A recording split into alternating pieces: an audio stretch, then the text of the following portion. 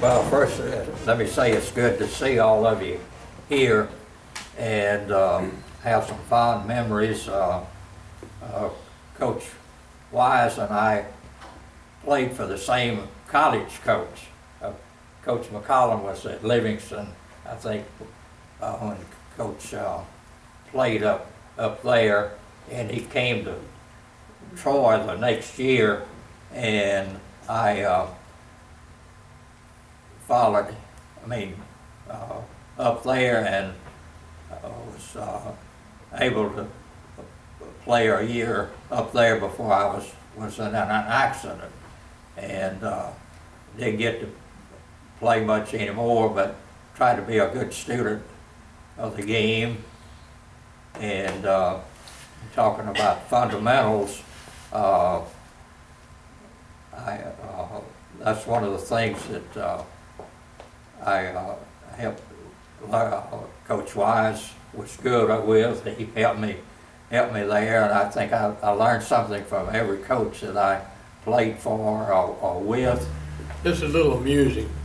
I finished high school at Robertsdale, and when I got the coaching job here at Foley, they excommunicated me. I think I've been back one time for a reunion. That's the only thing they invited me back for. After that, they threw me out. Talk about that Foley-Robertsdale rivalry, both when you were at Robertsdale and vice versa. Foley was, they really dominated the high school teams at that time. I never shall forget the year I was here at Foley. We was the first time that we'd been county champions in a number of years, because the Baymonette coach had dominated the county, and the booster club up there gave him a new automobile, brand new automobile. At the end of the season, he resigned and went to Meridian, Mississippi as a high school coach. The next year we were county champions, and the booster club here in Foley wanted to give me a $500 bonus, $500 for the winning season that we had, and being county champions. I think that one of the games we lost was to Atmore. We lost 2 games. I forgot who the other one was. Anyway, when I went in to get the $500, Leslie Smith was the principal here then, and he said, "I can't give it to you." I said, "What do you mean I can't give it to you?" I said, "If we'd had a losing season, you'd have fired me. And now we had the winning season, county champion, and you can't." He said, "No." Said the last year when the Baymonette coach went and won, and they gave him an automobile, the Board of Education, the County Board of Education, made the rule that you could not give side deals like this to coaches. And that's when I said, "Yeah, we'd have lost, you'd have fired me. Now I got this and you don't let me have it." Nope, can't. That's when I decided to go to Mobile and look for another job.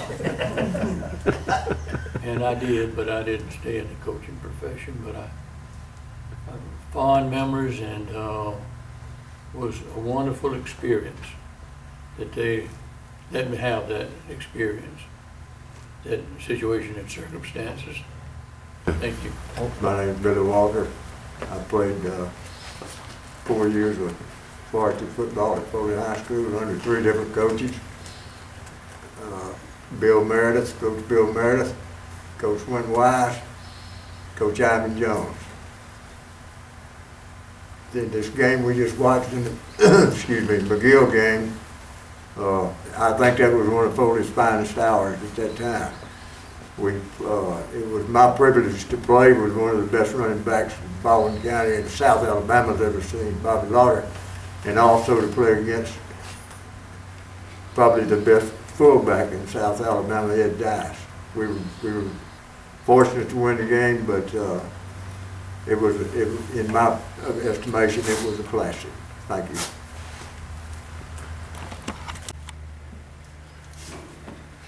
I'm Bert Henson. I played 2 years, had the opportunity of playing on the B team with Coach Wise, being part of that, and then of course with Coach Jones.